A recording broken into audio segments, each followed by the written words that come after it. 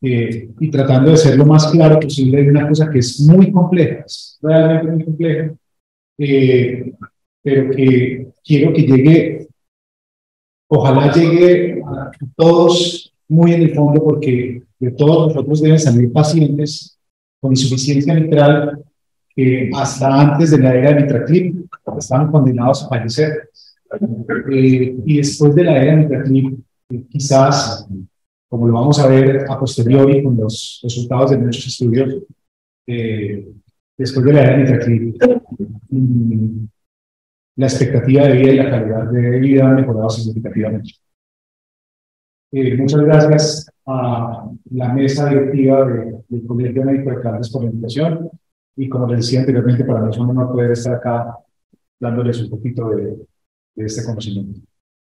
Cuando ustedes me digan. Voy entonces a empezar hablando de la epidemiología de la insuficiencia mitral y insuficiencia mitral, más bien, las valvulopatías. En torno a la valvulopatía de la insuficiencia mitral, la valvulopatía más prevalente, y esa prevalencia incrementa significativamente, incrementa la edad, con una prevalencia en los Estados Unidos del 1.7% aproximadamente, que incrementa significativamente con la edad en la medida en que los pacientes superan un umbral de los 60 años. Esta valvulopatía incrementa significativamente. Y cuando se establece el mecanismo, se puede establecer el pronóstico, de manera que aquellas patologías funcionales tienen peor pronóstico que aquellas patologías orgánicas. Y luego vamos a hablar de la definición de cada una de estas, como para que nos quede claro de qué estamos hablando. ¿Y por qué es importante hablar de insuficiencia mitral? Porque cuando se analizan los estudios poblacionales, nos damos cuenta que el solo hecho de tener insuficiencia mitral se convierte en un factor de riesgo independiente para morirse. En este estudio publicado en Lancet en el 2018, analizan una población de personas sanas en un seguimiento en un tiempo específico comparado con las personas con insuficiencia mitral sin intervención. Y miren cómo la curva de Kaplan-Meier incrementa, se asocia con un incremento, muestra un incremento significativo en la mortalidad en el seguimiento a 10 años. Y cuando esta patología se asocia con falla cardíaca, la mortalidad se vuelve mucho más significativa. Como lo vemos en esta publicación del JACC de 2015, en la que discrimina la insuficiencia mitral, la mortalidad y los desenlaces adversos de la insuficiencia mitral en aquellos pacientes que tienen disfunción ventricular izquierda respecto a aquellos que tienen insuficiencia mitral que no es funcional. Y aquí quiero hacer un paréntesis porque voy a hablar mucho de funcional y de orgánico. Funcional es la valvulopatía mitral que se presenta en aquellos pacientes con disfunción ventricular izquierda y que el mecanismo de la insuficiencia mitral es debido a la patología de la falla cardíaca. La patología orgánica es aquella insuficiencia mitral que se presenta en pacientes que tienen enfermedad directamente grabada. Entonces, pues, como para ir ampliando estas definiciones. Y miren cómo, cuando se compara la patología orgánica severa, que es la línea verde, respecto a la patología funcional, la mortalidad es significativa. Pero cuando adicionalmente se hace un análisis de subgrupos de la patología funcional asociada a patología isquémica respecto a la patología funcional asociada a otras cardiopatías, la cardiopatía isquémica tiene mayor riesgo de mortalidad cuando se compara con ellos. De manera entonces que lo más importante cuando analizamos una insuficiencia mitral es poder establecer el mecanismo. Y el mecanismo lo establecemos los que nos dedicamos a la cardiología, basados en un algoritmo propuesto por Carpentier, y este algoritmo se basa fundamentalmente en la movilidad de las valvas. Cuando un paciente tiene movilidad normal de las valvas, sería el Carpentier 1. Cuando tiene movilidad restringida de las valvas, sería el Carpentier 3. Y cuando tiene hipermovilidad de las valvas, sería el Carpentier 2. Y esa clasificación es muy importante porque la patología orgánica generalmente se presenta cuando tiene hipermovilidad de las válvulas, como por ejemplo en el colapso valvular mitral o en el play. Hay algunas condiciones que se encuentran en Carpentier 1, como lo es las perforaciones valvulares, y hay otras condiciones en Carpentier 3, específicamente en Carpentier 3A, como lo son la valvulopatía mitral por radiación o por enfermedades reumatológicas o por valvulitis normal. Pero la patología Carpentier 3B es aquella que se presenta con restricción de la movilidad durante la sístole. Y claro, si un paciente tiene un infarto del miocardio de la pared inferior, en el que hay compromiso del músculo papilar posteromedial, el músculo papilar tracciona la valva correspondiente, en este caso la valva posterior, e impide la coaptación de la misma. Y cuando se impide la coaptación, se genera insuficiencia. O en el paciente con miocardiopatía dilatada. Esos pacientes ya no dilatan asimétricamente, no generan restricción asimétrica como la cardiopatía isquémica, sino simétrica. Hay jalonamiento de ambos músculos papilares y entonces hay restricción de ambas valvas durante la sístole. Y esto es lo que genera la insuficiencia mitral funcional. Y entonces aquí se viene un problema muy grande. Y es bueno. Entonces tenemos una patología mitral, ya sea funcional, Carpentier 1, como lo vemos en la primera imagen, orgánica, Carpentier 2 por prolapso de la válvula, o funcional, Carpentier 3 con una cardiopatía dilatada de origen isquémico. ¿Qué vamos a hacer? Y esta pregunta se viene intentando resolver desde aproximadamente el año 2012, cuando se publica el estudio de EVEREST-2.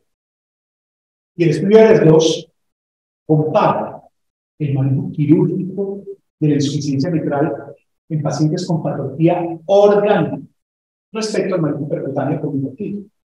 Y cuando comparan mortalidad y desenlaces mayores en un seguimiento al primer mes y luego al año, se dan cuenta que los pacientes que fueron operados, fueron manejados quirúrgicamente, tenían mejores desenlaces en términos de mortalidad. Pero cuando analizaron otras variables como calidad de vida, se dieron cuenta que los pacientes que fueron intervenidos con Miraclip tenían mejor calidad de vida que aquellos con pacientes que fueron operados de valvulopatía. Debo decir que en el estudio de EVEREST-2, el 80% de la población tenía patología orgánica, pero un 20% tenía una patología funcional. Y es la razón por la cual deciden hacer un siguiente estudio, que es el EVEREST-HF, en el que cogieron ese 20% de pacientes con patología funcional y analizaron los resultados. Y se dieron cuenta que la mejoría en la capacidad funcional de estos pacientes es lo que determinó desenlace de mejoría en la calidad de vida de los pacientes del estudio del 2. Entonces dijeron, no, tenemos que hacer un estudio, no un estudio de análisis, como fue el estudio EVEREST, sino un estudio, varios estudios, ensayos clínicos controlados, autorizados, que permitan establecer si realmente el manejo de la insuficiencia mitral funcional tenía o tiene un impacto en términos de no solo calidad de vida, sino expectativa de vida. Entonces, en el año 2018 salen publicados, en el marco del Congreso de Cardiología, salen publicados estos dos estudios. Es el estudio mitral EGR y el estudio COA. Y yo, sorpresa. Sale el estudio mitral EGR y dice, maestros, la intervención percutánea de la insuficiencia mitral con Miraclip, comparada con el manejo médico, no tuvo diferencias estadísticamente significativas y todos nos vimos de espaldas. Y un mes después sale publicado el estudio COA. Y dicen, oiga, no, mira, el manejo percutáneo de la insuficiencia mitral con Miraclip no solo impacta en la calidad de vida, sino que tiene desenlaces positivos en términos de sobrevida. Los pacientes mejoran la expectativa de vida cuando la insuficiencia mitral se interviene. Y entonces la gente empezó a preguntarse, a ver, hace un mes ha publicado el estudio mitral EGR que dice que no hay diferencias estadísticamente significativas, y un mes después sale un estudio completamente diferente que dice que sí hay diferencias estadísticamente significativas, entonces empieza el análisis de los estudios. Y cuando se analizan, esas son las curvas de Kaplan-Meier, la de la derecha es la curva de Kaplan-Meier del estudio Mitra-FR, y la de la izquierda, las curvas de Kaplan-Meier del estudio COA. Y cuando se empiezan a hacer los análisis de ambos estudios, se dan cuenta de varias cosas. Lo primero, los pacientes del estudio Mitra-FR fueron manejados médicamente con la terapia farmacológica que venían recibiendo del manejo proporcionado por el cardiólogo en su visita. Los pacientes del estudio COA recibieron terapia farmacológica guiada por guías. Y el segundo punto es que los pacientes del estudio Mitra-FR fueron incluidos basados en las recomendaciones de severidad de la insuficiencia mitral dadas por el Colegio Europeo de Cardiología, en el que hasta el año 2012 o del año 2012 al 2015 se menciona que insuficiencia mitral severa se mide con un orificio regurgitante efectivo de 0.2 centímetros cuadrados y un volumen regurgitante mayor de 30 milímetros. Y el estudio COA se hizo basado en las guías recientes de recomendación de evaluación de la severidad de la valvularidad mitral, en el que el orificio regurgitante efectivo para hablar de severo debe ser mayor de 0.4 centímetros cuadrados y el volumen regurgitante mayor de 60 milímetros. Por un problema adicional, y es este. Cuando se compararon los resultados del estudio COA respecto a los resultados del estudio Mitra-FR, la mayoría de los pacientes incluidos en el estudio Mitra-FR tenían una insuficiencia mitral que se llama proporcionada, mientras que los pacientes incluidos en el estudio COA tenían una insuficiencia mitral denominada desproporcionada. Ustedes se preguntarán por ustedes, si no nos está diciendo que es muy grave, que clasificación de Carpentier, y ahora nos está diciendo que proporcional y desproporcionada. ¿Qué será eso? El índice de proporcionalidad lo describen dos doctores, escriben mucho sobre insuficiencia cardíaca, y uno de ellos especialmente mucho sobre insuficiencia cerebral, que son los doctores Milton Packer y Paul Greger. Y ellos hacen un modelo matemático de evaluación de la insuficiencia cerebral, comparan el orificio regurgitante efectivo de insuficiencia mitral respecto al volumen de diástole. Y hacen una relación. El orificio regurgitante efectivo en milímetros cuadrados lo dividen por el volumen de diástole del orificio universal. Y cuando la relación es mayor a 0.14, se habla de una insuficiencia mitral desproporcionada, y cuando el valor es menor a 0.14 se habla de una insuficiencia mitral proporcionada. Pero eso, ¿para qué sirve? Pues realmente para lo que sirve es para poder entender la fisiopatología de la insuficiencia mitral. El índice de proporcionalidad en pacientes con insuficiencia mitral desproporcionada dice que aquellos pacientes con dilataciones no severas del ventriculo izquierdo, el orificio regurgitante efectivo es mayor de lo que se espera para la dilatación del ventriculo izquierdo, por eso es desproporcionado. Mientras que aquellos pacientes con un orificio con insuficiencia mitral proporcionada tienen un orificio regurgitante efectivo muy grande, que es directamente proporcional con el tamaño ventricular izquierdo. Es decir, aquellos pacientes que están severamente dilatados van a tener un orificio regurgitante efectivo mucho mayor. Eso es una insuficiencia mitral proporcional.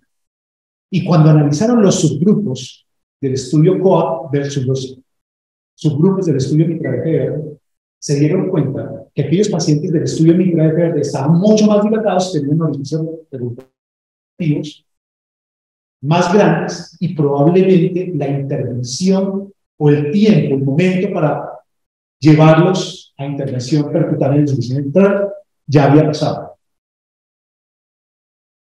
En el estudio COA se analizaron 5 subgrupos, 4 de ellos tenían insuficiencia mitral desproporcionada y un subgrupo tenía insuficiencia mitral proporcionada. Y llamativamente, el grupo de insuficiencia mitral proporcionada, los desenlaces en ese grupo no fueron los que se demostraron en los que tenían insuficiencia mitral desproporcionada. Habiendo entendido entonces los términos de funcional y orgánico, la clasificación de Carpentier y el índice de proporcionalidad, nos damos cuenta entonces que cuando nos enfrentamos a una insuficiencia mitral, la decisión de intervenir en una insuficiencia mitral, de la forma como vamos a intervenir, depende fundamentalmente de varios parámetros. Inicialmente de riesgo. De manera que aquellos pacientes con alto riesgo probablemente se beneficien más de una intervención percutánea que de una intervención quirúrgica. El mecanismo. Probablemente aquellos con patología funcional se beneficien más de una intervención percutánea que de una intervención quirúrgica. La respuesta a la terapia médica óptima, esto fundamentalmente para los pacientes con patología funcional. Probablemente esos pacientes se beneficien más de una patología percutánea que de una patología quirúrgica. Y finalmente el deseo del paciente. ¿Y por qué el deseo del paciente? Porque la evidencia no dice que la insuficiencia mitral de origen orgánico no puede ser intervenida de forma percutánea. Lo que dice es que probablemente sea mejor en un quirúrgico, pero si un paciente no se quiere operar por lo que sea, pues ya sabemos que el solo hecho de tener insuficiencia mitral es un factor de riesgo independiente para eso. Y esto lo demostraron muchos estudios, como se muestra en este Explore, en el que, repito, probablemente aquellos pacientes con patología orgánica se beneficien más de manejo quirúrgico y probablemente aquellos pacientes con patología funcional se beneficien más de patología de manejo percutáneo. Entonces, ¿a quiénes vamos a intervenir? Pues vamos a intervenir a aquellos pacientes que tengan una morfología o un aspecto anatómico de la válvula favorable a la intervención. ¿Quiénes son? Aquellos que tengan valvas posteriores largas, la valva anterior siempre va a ser larga. Entonces, el determinante aquí es la valva posterior. Aquellos pacientes que tengan movilidad normal, aumentada o restringida solo en sístole, porque cuando se restringe la movilidad de ambas fases del ciclo cardíaco, como es en la patología reumática, la valvulitis reumática o en la valvulitis por radiación, el riesgo de cambiar la fisiología de insuficiencia estenosis es muy grande y eso también para la mortalidad. Aquellos pacientes que tengan áreas valvulares suficientes, aquellos pacientes que no estén perforados, que no tengan zonas de calcificación en el sitio donde vamos a hacer el agarre. Y digamos que, grosso modo, estas son las indicaciones que se conocían hasta el año 2020, hasta diciembre del año 2022, para el manejo percutáneo de la insuficiencia mitral. Pero resulta que en enero del año 2023, los estamentos científicos se reúnen y dicen: esto, la terapia de intervención percutánea de insuficiencia mitral es como bueno. Miremos a ver, basados en los resultados de los estudios, que otro tipo de patologías también pueden ser susceptibles de intervención en centros de alta experiencia. Y claramente amplían las recomendaciones. Ya no hay restricción intervenir una valvulopatía mitral calcificada siempre y cuando la calcificación no se encuentre en la zona de grasa, en la zona de grasa. Ya no es una contraindicación absoluta intervenir pacientes con comisuras pronunciadas e incluso por hendiduras. Es una valvulopatía congénita. Realmente no es lo recomendable. Los pacientes con patología orgánica, como el CLEF o la perforación, idealmente deben ir a cirugía. Pero hay situaciones en las que estos pacientes, ya sea porque tienen un riesgo elevado o porque por muchas razones no pueden ir a cirugía, y digamos que de plano no se desestiman, como lo vemos en este cuadro de anatomías muy complejas. Y como pueden ver, se ampliaron entonces las recomendaciones y las indicaciones para el implante de pacientes con insuficiencia. Y viene otra pregunta adicional: ¿qué clip poner? Han pasado muchas generaciones del manejo percutáneo de insuficiencia mitral. Hasta el momento hay 4 generaciones, vamos en la 4ª generación. La 4ª generación tiene unas características especiales, tiene la posibilidad de hacer grafting independiente, tiene la posibilidad de medir la presión infraventricular durante el procedimiento. Y esto era lo que hacíamos cuando no había esa posibilidad de medir la presión intraventricular. Lo que hacíamos era medir el flujo de las fundaciones pulmonares, es decir, intraoperatoriamente el flujo de las venas, el flujo de las venas pulmonares mejoraba. Consideramos que era un factor que se asociaba directamente con la disminución o el aplanamiento de la banda V del intercarismo, o sea, disminución de las presiones intraauriculares, y entonces eso era un determinante de EPS. Y nos dimos cuenta entonces también que en la medida en que fuimos creciendo en evolución de los clips eran dispositivos más grandes y más anchos, lo que tenían la posibilidad de coger más tejido, por lo tanto tenían mejor opción o más opción de disminuir de forma más significativa y más duradera la insuficiencia. Y en pacientes funcionales, nada de esto sería posible si no va acompañado de la intervención médica requerida para el manejo de su patología de base. Y es la razón por la cual me tomé el atrevimiento de traer este segmento de la guía de evolutiva para leerlo de forma literal. Y dice, la terapia médica óptima es la primera línea y es el manejo, debe ser el manejo esencial en todos los pacientes con insuficiencia mitral funcional o secundaria. Y debería incluir el cambio de IECA o ARA2 por el nuevo medicamento, que son los ARN, y adicionalmente, si el paciente tiene indicación de control de la respuesta ventricular con otros medicamentos diferentes a los beta-bloqueadores, como por ejemplo la ibauradina, este medicamento debe ser. Pero ahí no para la cosa, porque dentro de la terapia médica óptima también está incluida la terapia de sincronización. Y si un paciente tiene indicación de terapia de sincronización, que son aquellos que están en falla cardíaca con función de eyección menor del 35% y tienen un QRS ancho con disincronía ventricular, generalmente pacientes con bloqueo de la izquierda, entonces la terapia médica óptima también debe incluir la terapia de sincronización si está indicada. Y solo si esta terapia médica óptima ha fallado para el manejo de la insuficiencia mitral, solo en ese momento se debe considerar la intervención percutánea de la válvula. Entonces, ¿qué pacientes son elegibles? Realmente aquí nos basamos fundamentalmente, como les decía anteriormente, en las características anatómicas de la válvula, si es una patología orgánica o funcional. En la parte A de este flujograma están los pacientes con patología orgánica y la parte B, los pacientes con patología funcional. Y miren en la parte orgánica cómo, bueno, o en ambas partes, cómo el principal paso para definir si un paciente es susceptible de intervención o no es la valoración preintervención por un grupo que hoy en día es reconocido en el mundo como Heart Team.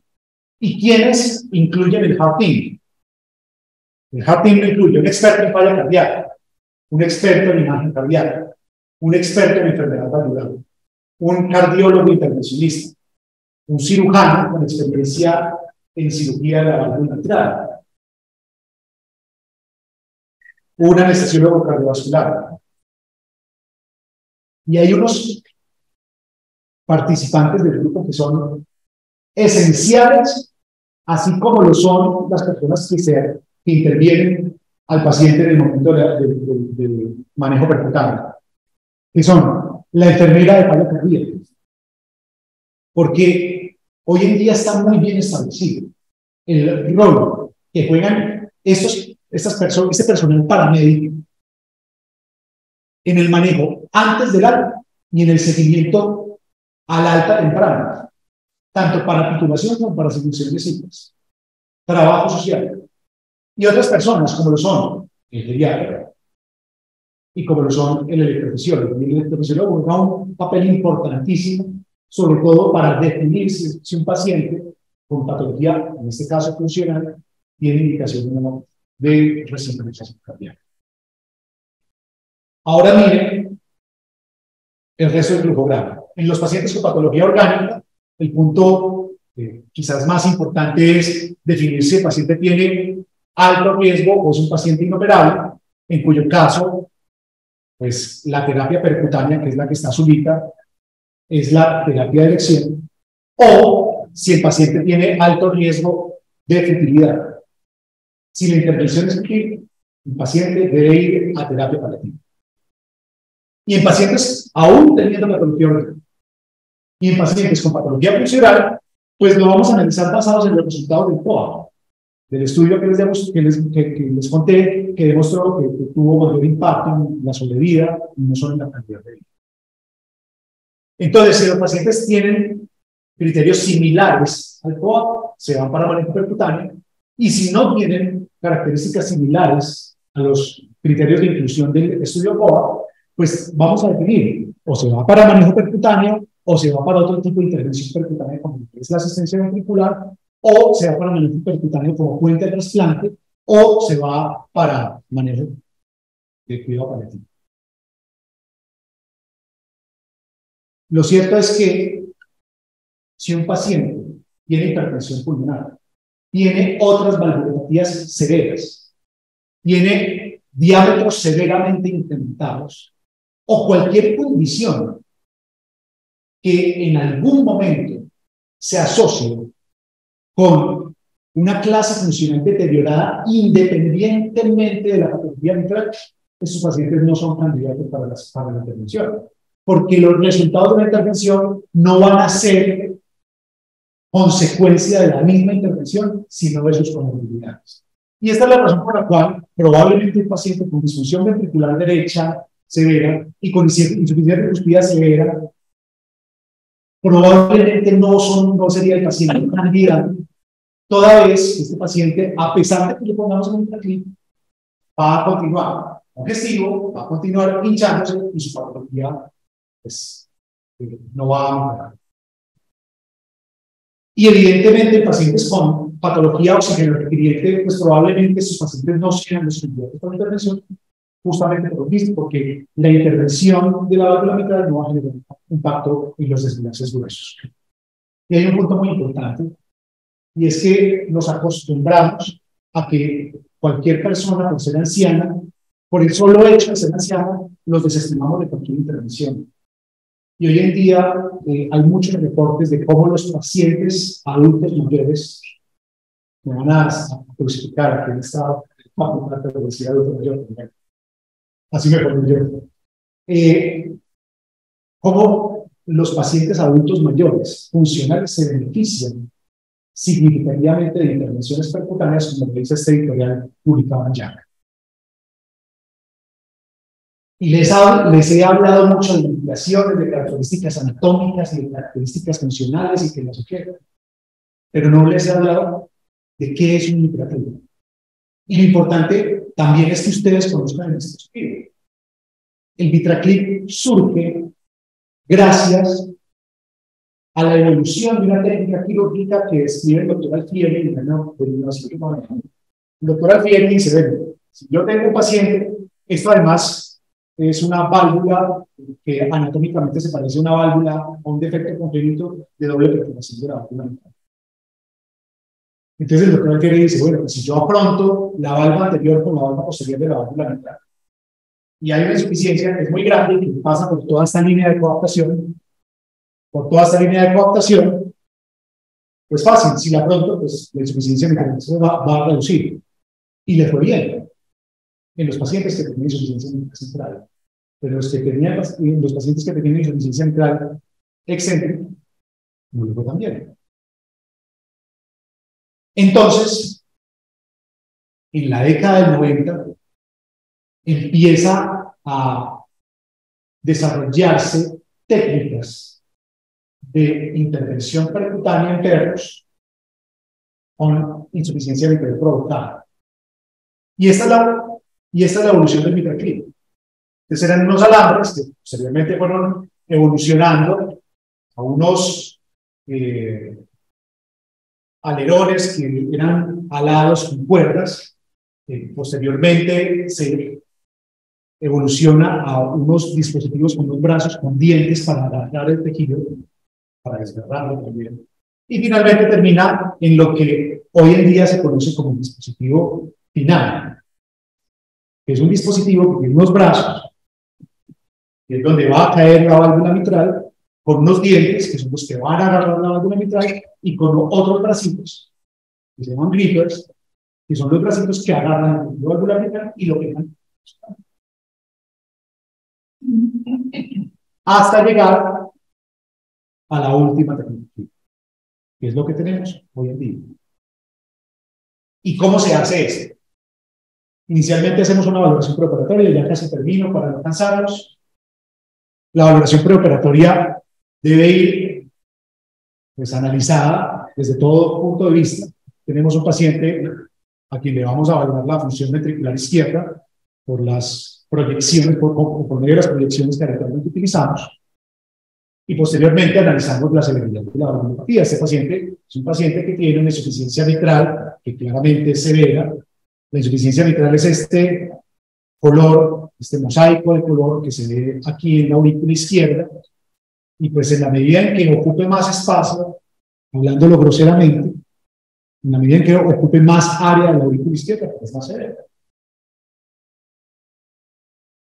Y esta insuficiencia mitral adicionalmente se tiene que analizar no solo por ecocardiografía transtorácica, sino por ecocardiografía transesofágica para definir si este paciente tiene o no tiene criterios apropiados para el implante de la válvula de mitral.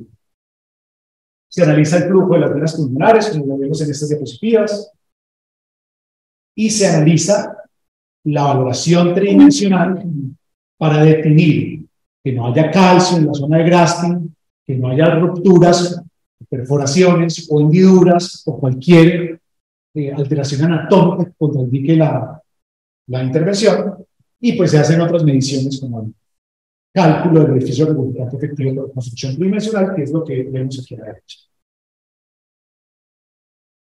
Y no sé qué pasó.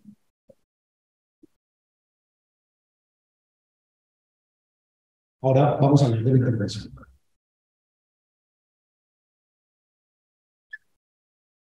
Entonces, primero se hace una punción femoral y a través de la vena femoral subimos a la aurícula derecha, como lo vemos en el gráfico de la derecha. Y cuando estamos en la aurícula derecha, por una aguja de punción transeptal, hacemos una punción en la porción superior y posterior del septo interauricular. ¿Y por qué en esta zona anatómica? Pues básicamente para que el dispositivo pueda alinearse y caer bien alineado a la válvula mitral. Esto es lo que dice la literatura y esto es un paciente nuestro en tiempo real. Este es el dispositivo de entrega y por este huequito es por donde sale el dispositivo. Esta es la perforación del septo interauricular y a través de este dispositivo, de este huequito, es por donde sale el mitraclip en la aurícula izquierda. Una vez estamos adentro de la aurícula izquierda por punción transeptal, alineamos el mitraclip respecto a la anatomía valvular, antes que alinearlo respecto a la insuficiencia. Y cuando estamos alineados, analizamos la perpendicularidad del dispositivo. Es decir, que los bracitos del dispositivo queden perpendiculares a la línea de coadaptación de la válvula mitral. Y ahora sí, lo que analizamos es la relación del dispositivo respecto a la insuficiencia, de manera que el dispositivo esté agarrando el tejido valvular en el sitio por donde se está produciendo la insuficiencia mitral, que es la diferencia fundamental con la técnica de Alfieri. Alfieri ponía un punto en A2P2. Nosotros ponemos, comillas, ese punto por donde se está produciendo la insuficiencia mitral. Y luego hacemos el agarre. Aquí tenemos el dispositivo listo para hacer el agarre. Aquí estamos haciendo el cierre de los brazos del dispositivo y aquí el dispositivo está completamente cerrado. Y miren cómo esta insuficiencia mitral de acá, la que es más lateral, cuando se cierra el dispositivo es.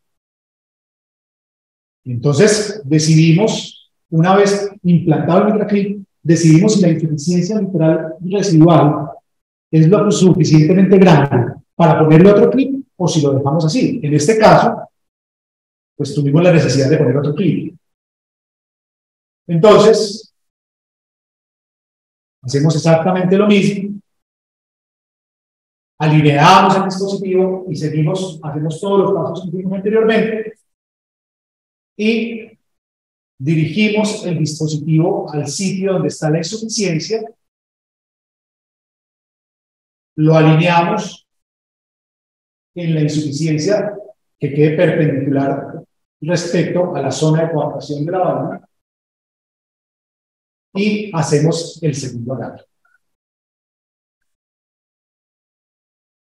Los resultados de la intervención deben generar un puente de tejido entre la valva anterior y la valva posterior. El dispositivo queda agarrado al tejido valvar de esta manera y ese es el resultado final. En tiempo real sería así. Esta es la valva anterior, esta es la valva posterior, aquí están los dos clips implantados y esta es la insuficiencia mitral residual. De manera que una insuficiencia que antes era así, termina siendo como esta. Y para no pasarnos, vamos a hablar de las conclusiones. La insuficiencia mitral severa, especialmente la insuficiencia mitral severa funcional, es un factor de riesgo independiente para la morirse. Y si es isquémica, con mayor riesgo de mortalidad, pues y siempre debe evaluarse la posibilidad, por medio de un heart-in, de si el paciente con insuficiencia mitral severa es candidato a intervenirse o no es candidato a intervenirse. Y siempre que tengamos un paciente con insuficiencia mitral funcional, antes de decidir intervenir, debemos tener claridad y estar seguros respecto a que tiene un adecuado manejo farmacológico y una adecuada terapia médica guiada por guías. Esta incluye no solo la terapia farmacológica, sino también la indicación de manejo con resincronización cardíaca. Y hay que tener en cuenta algunas cosas antes de definir si se implanta o no se implanta, independientemente de que la anatomía sea diaria, como lo son la presencia de comorbilidades, el estado hemodinámico del paciente.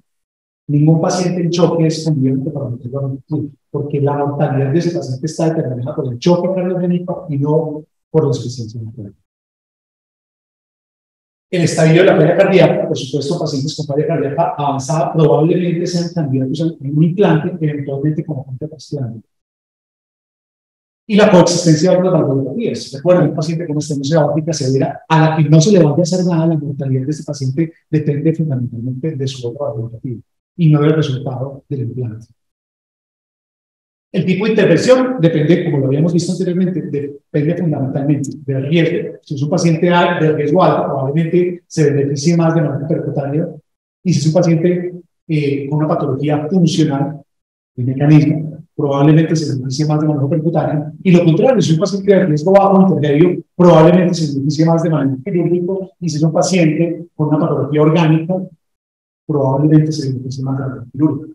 Y esto no es una camisa de fuerza ni para lo uno ni para lo otro, ¿sí? Puede ser interesante. La última generación, como lo vimos anteriormente, ha demostrado mejores resultados respecto a las generaciones previas por el tamaño del dispositivo y por la facilidad de medir, de hacer mediciones hemodinámicas durante el implante y la posibilidad de hacer gasto independiente cuando este se requiere, sobre todo para optimizar el agarre. Y yo creo que uno de los puntos más importantes de esta charla es que el senilismo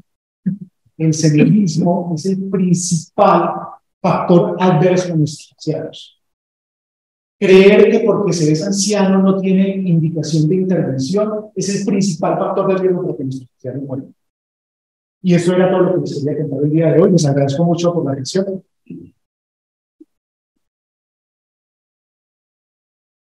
¿Tienen alguna pregunta?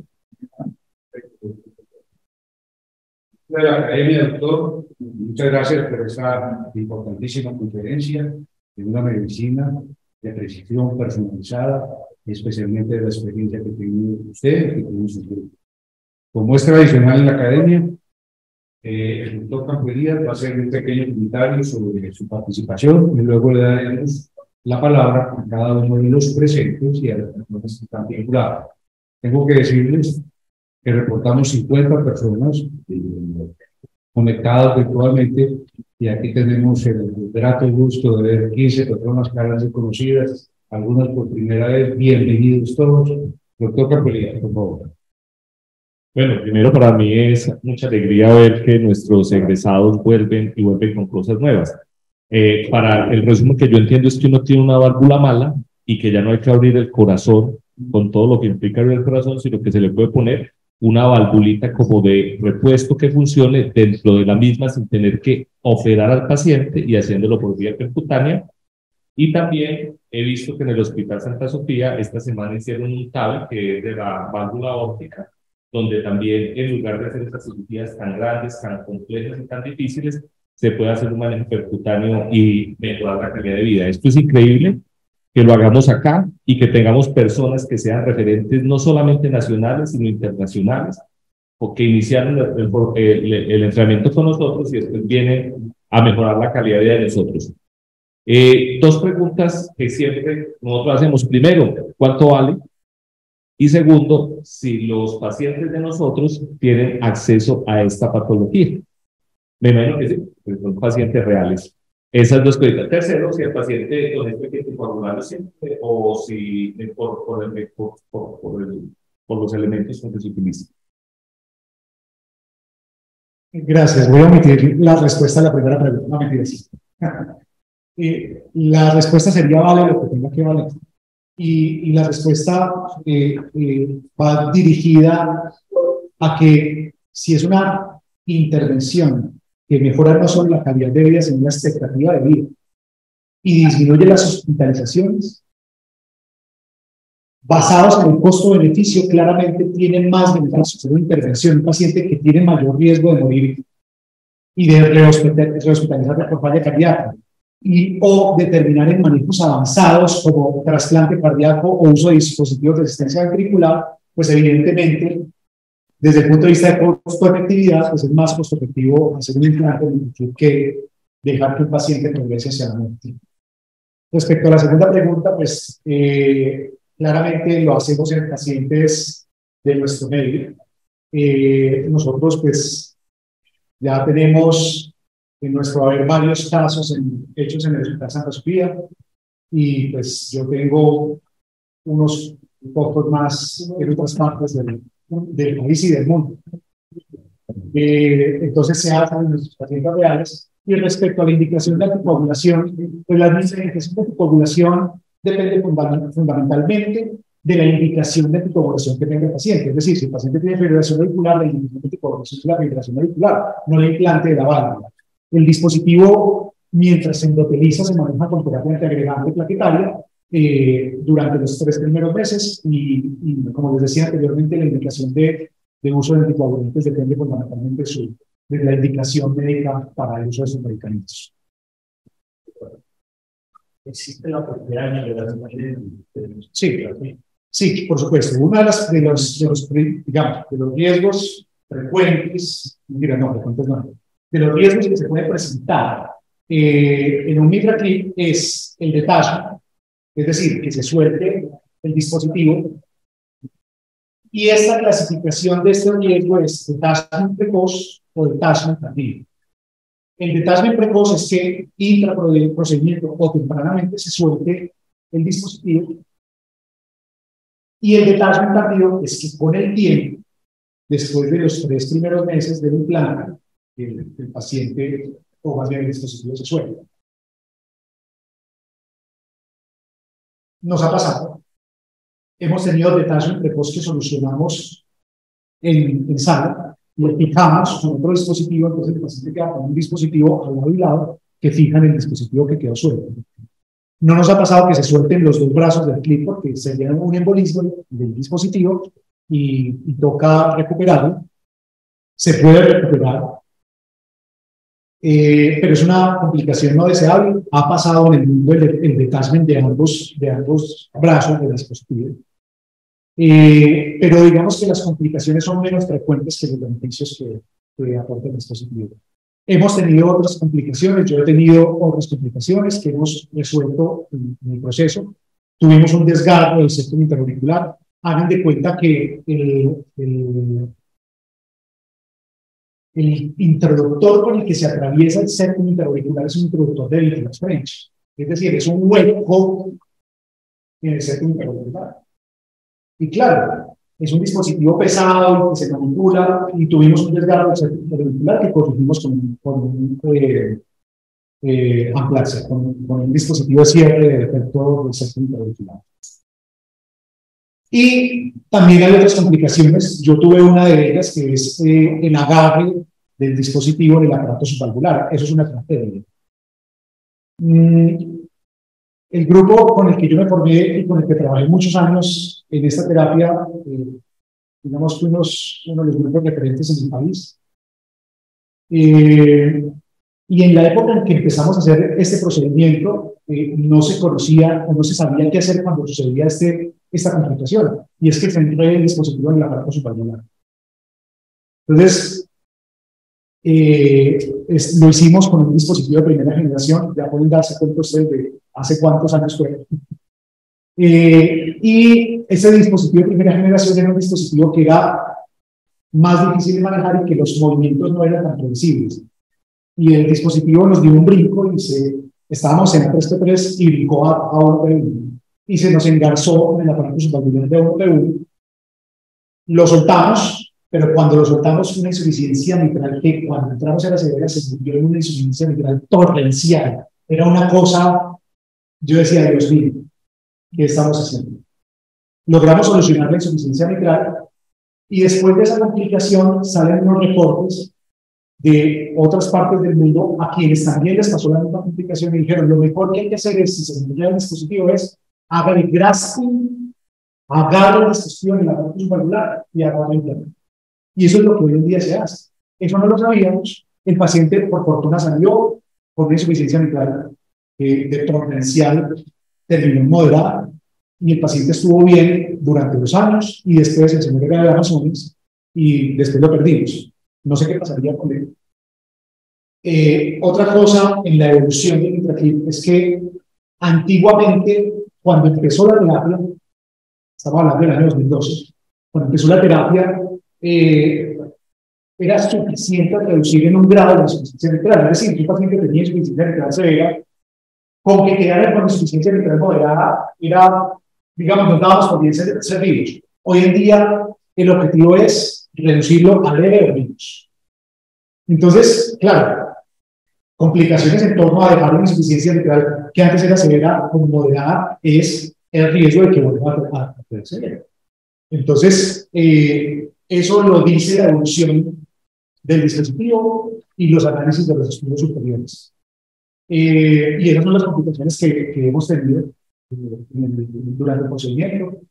Les digo esto con toda tranquilidad porque pues, todos los que hacemos intervención, es decir, solo los que no hacen intervención son los que no se complican. Y esas son condiciones que se pueden presentar en el curso y sobre todo en el curso de terapia. Doctor José Fernando, el doctor Cristian Camilo, internista del CES, tiene una pregunta que el doctor Capriles la va a referir.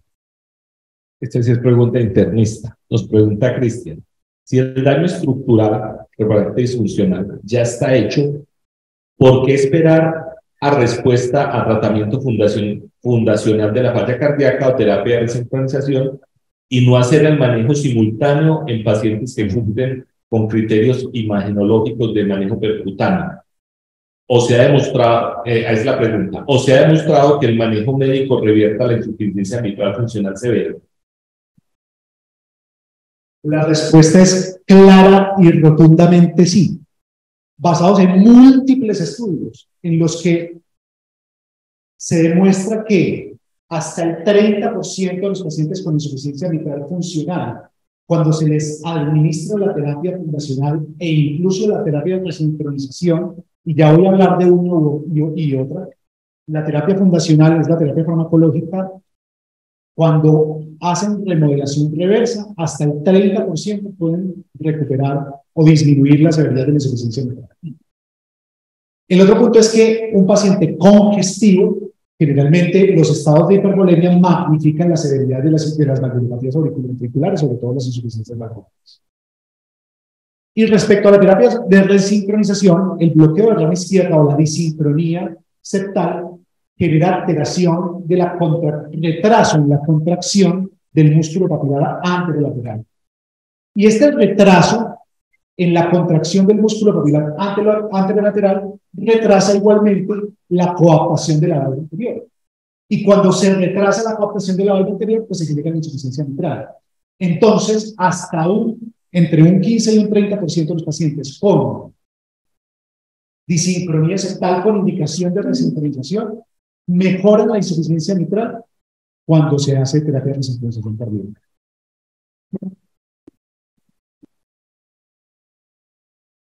Si no hay ninguna pregunta, doctor. Muchas gracias. Una pregunta, la evaluación de las novías que se hacen en estos pacientes, finalmente las otras valvulopatías, incluyendo la estentosis aórtica, se hacen con el STS o con el Euroscore. El problema es que un paciente por encima de 75 años, con el STS, casi todos salen de su cognitivo por las condiciones que se evalúan ahí. Entonces yo puedo tener un paciente con una insuficiencia mitral con una estenosis aórtica, que ambos le dan riesgo por ejemplo. ¿Es posible en una intervención hacer de un paciente implante retráctil intable de una? Sí, la respuesta es sí. Aunque en un tiempo se estuvo hablando de que el hecho de que haya una estenosis aórtica severa, en la que las presiones intracavitarias ventriculares están incrementadas, se asociaba con mayor insuficiencia mitral. De manera que solucionando la estenosis aórtica podría eventualmente solucionarse o disminuirse la severidad de la insuficiencia mitral. Pero esto realmente no se presenta en todos los casos. Hay pacientes, muchos pacientes, que aún solucionándose la estenosis aórtica, persisten con insuficiencia mitral severa. Y esos pacientes pueden ser intervenidos tanto con TAVI para válvula aórtica como con mitral para insuficiencia mitral. Bueno. Doctor, tenía una pregunta. Sí, una pregunta, un comentario. Ya me hacemos un micrófono, por favor. La pregunta la podemos hacer en el micrófono, qué pena que nos quede grabada. Gracias.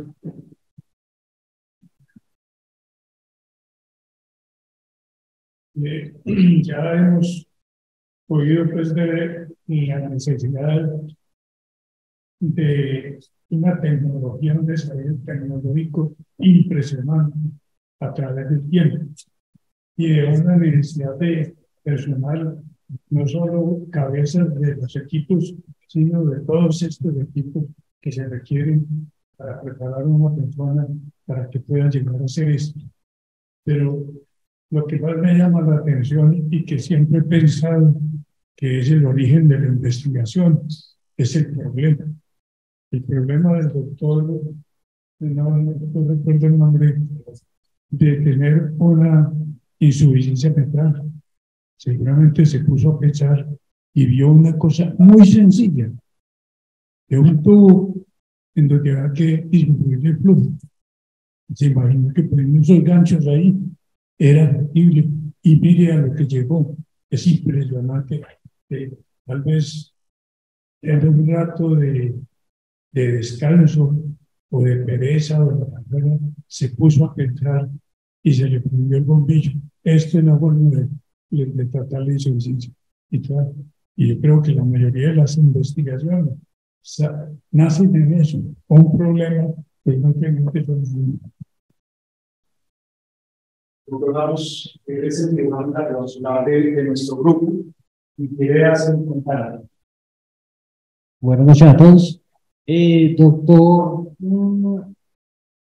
Doctor Elías, yo sí le voy a decir el precio del mitagrip, porque eso es muy importante que tengan el conocimiento de, digamos, en nuestro Hospital Santa Sofía, que tenemos la fortuna de tener un grupo consolidado, ¿cierto? El mitagrip tiene un valor del solo dispositivo de 83 millones de pesos, ¿cierto? Eso incluye 3 clips. Nosotros tuvimos la fortuna de ser el segundo sitio en Latinoamérica, gracias a José, instalar un clip clips de 4ª generación, ¿cierto? Y es la terapia Mistaclip, el solo dispositivo, 83 millones de pesos. ¿Por qué es importante saber eso? Porque tener en cuenta que estamos haciendo procedimientos de alto costo en nuestra ciudad Manizales, ¿cierto? Y que aún así que son terapias de alto valor, las EPS las están autorizando basado en qué? En los que le comentó el doctor José Zuluaga. Y este es un hard team, un equipo de trabajo donde cuando se reúnen todo el grupo de especialistas que el doctor José mencionó, las EPS no tienen como decir no, ¿cierto? Para el procedimiento, que la autoricen en nuestro hospital o que lo autoricen en otra institución del país. Pero realmente sí, tiene un valor de 83 millones y los 100.000 pesos que cobramos por realizar el procedimiento.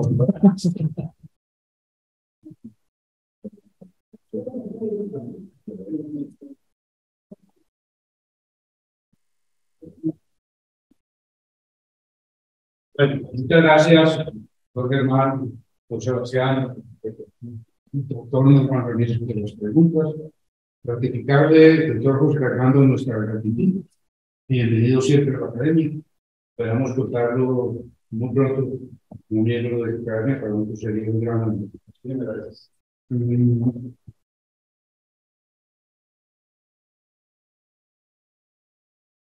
Vamos a continuar entonces con el orden del día. Doctor Bernardo.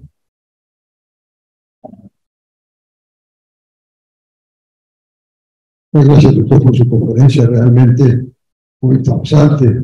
Y se sigue cumpliendo aquí en la Academia de Medicina, en este momento, presentar los avances tecnológicos de desarrollo en nuestra ciudad, en nuestra región. Eso me parece realmente importante. De nuevo, le doy las gracias a Campo Elías, que ha hecho una labor muy importante. Y lo segundo, doctor, en la Academia necesitamos personas como ustedes, jóvenes, que tengan esta visión, que estén bien ocupados, ¿no? Que tengan ciencia. Nada que yo lo invito formalmente de parte de la academia, ya lo habíamos conversado, a que se vincule a ella. No, yo le mandaré su invitación personal, ojalá lo acepte usted y nos pueda acompañar ahora y en el futuro para el crecimiento de esta nuestra empresa muy querida desde el año de 1955. Gracias. Usted, doctor Bernardo. Bueno, para poder darle la palabra al doctor Hernán Darío con sus tradicionales píldoras, la presidencia quiere hacer un pequeño comentario de interés para todos los académicos. Ya tenemos la tercera reunión, hemos tenido una serie de actividades administrativas y estamos avanzando un poco en el cumplimiento de nuestros compromisos misionarios. Ustedes saben perfectamente que la academia tiene una serie de alianzas estratégicas, especialmente con la Universidad de Caldas. Con mucha satisfacción estamos comenzando la relación con la Universidad de Manizales. Tenemos unos convenios de tipo estratégico administrativo con la Dirección Territorial de Salud y estamos abordando la Secretaría Municipal. Ya tuve un primer contacto con el doctor Carlos Humberto Orozco y pronto le vamos a hacer una visita al doctor Bernardo y todos los miembros de la Junta Directiva para establecer esa alianza estratégica con mayor firmeza. Muy brevemente, decirles que el proceso de transformación de nuestros estatutos, con el ánimo de evitar una tramitación tan alta como la que tuvimos en otras oportunidades, va muy adelante. Hay una interacción también muy efectiva entre el doctor José Norma Salazar, presidente, además de abogados, de una gran experiencia, con nuestra contadora, la doctora Luz Marín.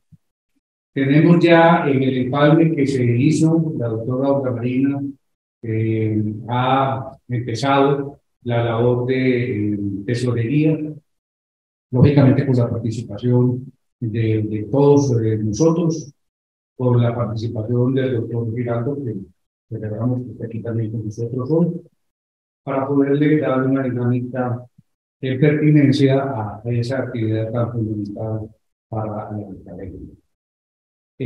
Doctor Bernardo, yo quisiera que antes de darle la palabra al doctor Hernán Darío Salazar, nos diera un informe muy breve de cómo va algo que para nosotros es fundamental. Después de mucho tiempo, miren que hoy tenemos casi 50 personas vinculadas con nuestro espacio académico por vía virtual. Entonces creemos que desafortunadamente los tiempos, o afortunadamente, de acuerdo con que cada uno lo mire, bajo su óptica, han cambiado tanto que ya la virtualidad es absolutamente indispensable. Y quisiéramos estar casi siempre en este punto de reunión en forma presencial, desde el punto de vista sentimental, afectivo, de interacción social, sería lo ideal. Pero tenemos que aceptar que las condiciones ya han cambiado. La página web para nosotros es el estandarte de nuestra carrera. Con él nos vamos a proyectar no solamente a la comunidad académica, sino a toda la comunidad social, todo lo que es la organización civil del departamento y del municipio. Estamos muy empeñados en recuperar lo que anteriormente hablábamos como estrategia de educación médica continuada, dirigida fundamentalmente a los médicos generales. Y tenemos un volumen inmenso de conferencias de tipo científico, de tipo técnico, de tipo humanístico, de tipo cultural, tan valiosas que ahora que está organizando cada una de estas conferencias y este baluarte que tenemos, una vez que se suban a la red, tenga la absoluta seguridad que la academia se va a dimensionar en la forma en que creemos que debe ser dimensionada. Doctor Bernardo. Gracias, señor presidente. No, yo creo que con la doctora Jimena hemos venido trabajando en la mejora de la página web. Yo creo que en la próxima reunión vamos a tener ya una definición muy concreta de ella, donde vamos a poder mostrar todo lo que está haciendo la academia y ha hecho en todos los tiempos, ¿no?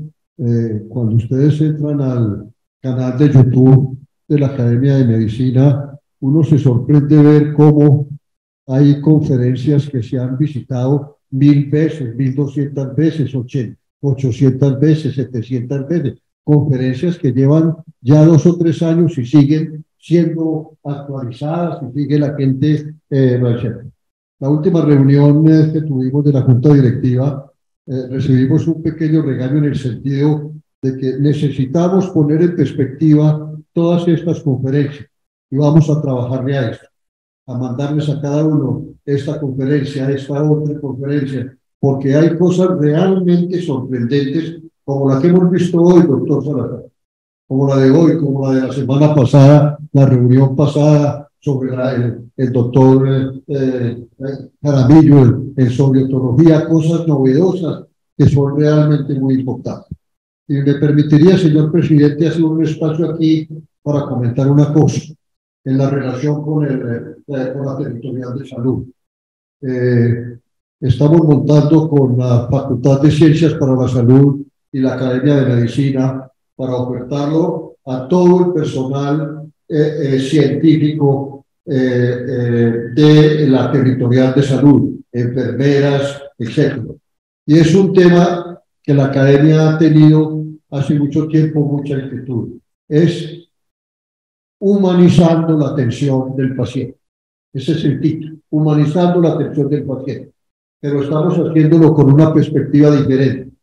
Estamos invitando al profesional especialista, al pediatra, al geriatra, al obstetra, que le cuenten al médico general, a la enfermera, cómo atender adecuadamente a una paciente, cómo relacionar, porque hay mucha filosofía alrededor de la humanización, pero esto queremos hacer una cosa práctica, que le cuente al médico general de allá de Donara, de allá de Pensilvania, que está ahora allá, qué hacer y cómo atender al niño y a la madre que lleva su paciente allá, al paciente anciano que llega con un acompañante.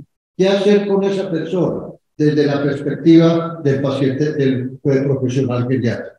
Ya tenemos, acabo de salir de una reunión con nuestra exdecana, la doctora Claudia, quienes que estar coordinando y quienes van a emitir este diplomado desde la Academia de Medicina, pero creo que va a ser una cosa verdaderamente novedosa.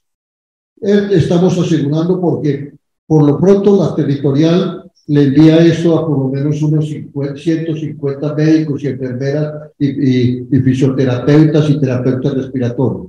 Pero esperamos promocionarlo a nivel nacional y a nivel internacional, porque no he podido encontrar un diplomado con este contenido que nosotros estamos presentando en la red. Lo hay mucho sobre filosofía de la humanización, pero realmente una cosa práctica creo que no. Esperamos que aceptemos y muchas gracias, señor presidente. A usted, señor secretario. Entonces, esta es una excelente noticia que transmitimos de primera mano a ustedes. Este diplomado ya va muy adelante y tiene una virtud, digo yo, que es importante, y es que se va a establecer con recursos propios, o sea, con recurso humano altamente calificado de nuestra academia y de nuestras universidades. Bueno, pues en todas partes y universidades y reuniones se habla de inteligencia artificial. Ya hemos tocado aquí el tema en ocasiones anteriores. Inclusive he visto que en el chat de la academia se están colocando también artículos sobre la inteligencia artificial, y esto preocupa al mundo porque no sabemos para dónde va y es algo que está como sin control. Este es un pequeño comentario que se llama Buenas prácticas para usar la inteligencia artificial al escribir manuscritos científicos. Dice que la llegada de herramientas de lenguaje impulsadas por inteligencia artificial, como el ChatGPT, que es justamente el que el doctor nos acabó de decir que nos van a ilustrar, ha generado una explosión de interés a nivel mundial. Muchos investigadores científicos y universidades de todo el mundo han expresado su preocupación por el potencial del ChatGPT para transformar la comunicación científica antes de que hayamos tenido tiempo de considerar las ramificaciones de dicha herramienta o verificado que el texto que genera es realmente correcto. La calidad humana de la estructura del texto producida por el ChatGPT puede engañar a los lectores haciéndoles creer que es de origen humano. Ahora es evidente, sin embargo, que el texto generado puede estar plagado de errores, puede ser superficial y puede generar inclusive referencias e inferencias falsas. Más importante aún, el ChatGPT a veces hace conexiones que no tienen sentido y son falsas. Hemos preparado un breve resumen de algunas de las fortalezas y debilidades del ChatGPT y futuros bots de lenguaje de inteligencia artificial. Bot es un diminutivo de la palabra robot, y es un programa que realiza tareas repetitivas, predeterminadas y automáticas, ¿no? Entonces, hemos preparado, concluimos con un conjunto de nuestras recomendaciones de mejores prácticas para los científicos al usar tales herramientas en cualquier etapa de su investigación, particularmente en la etapa de escritura del manuscrito. En su encarnación actual, el ChatGPT es simplemente un bot de lenguaje eficiente que genera texto mediante conexiones lingüísticas. Es en la actualidad solo una máquina gigante de autocompletar. Debe reconocerse que el ChatGPT se basa en su base de datos y de contenido existentes, y al momento de escribir este editorial, ojo, no incluye información publicada después del 2021, lo cual restringe su utilidad cuando se aplica la redacción de reseñas actualizadas, perspectivas o introducciones. Por lo tanto, para revisiones y perspectivas, el ChatGPT es muy deficiente debido a su falta de capacidad analítica que se espera que posean los científicos y las experiencias que nos informan. La preocupación más importante es que estos bots de lenguaje de inteligencia artificial son incapaces de comprender nueva información, generar conocimientos o análisis profundos, lo cual limita la discusión dentro de un artículo científico. Si bien parecen estar bien formulados, los resultados son, sin embargo, superficiales. y una confianza excesiva en el resultado podría sofocar la creatividad en toda la empresa científica. La herramienta de inteligencia artificial, las herramientas son adecuadas para recurritar la sabiduría convencional, pero no para identificar o generar resultados únicos.